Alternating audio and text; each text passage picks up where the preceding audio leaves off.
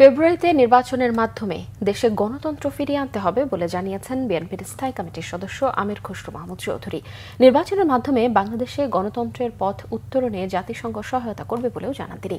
দুপুরে বিএনপি চেয়ারপারসনের গুলশানের রাজনৈতিক কার্যালয়ে জাতিসংঘের আবাসিক মিশনের একটি প্রতিনিধি দলের সঙ্গে বৈঠক শেষে সাংবাদিকদের এসব কথা বলেন তিনি।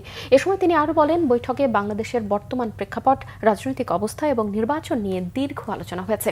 আমির খসরু বলেন, বৈঠকে রোহিঙ্গা প্রত্যাবাসন নিয়েও আলোচনা হয়েছে। কিভাবে রোহিঙ্গা প্রত্যাবর্তন হবে এবং এ বিষয়ে কিভাবে জাতিসংঘ বাংলাদেশকে সহায়তা করবে তা নিয়েও আলোচনা হয়েছে বলে জানান বিএনপির এই স্থায়ী কমিটির সদস্য।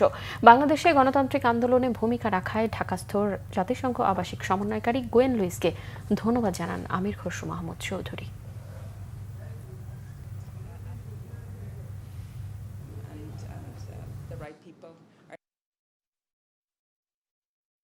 সবচেয়ে বড় চাহিদা হচ্ছে এই জনগণের এই মুহূর্তে গণতান্ত্রিক অর্ডার ফিরিয়ে আনতে গেলে একটা খুব সহসা একটা নির্বাচনের মাধ্যমে সে কাজটা আমাদেরকে করতে হবে।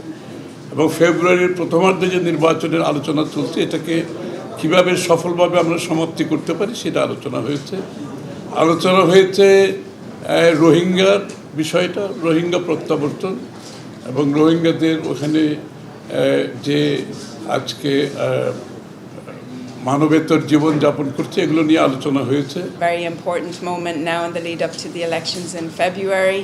As the UN, we're doing what we can to support the Election Commission and to make sure that everything is in place at a technical level to do what we can support the next few months.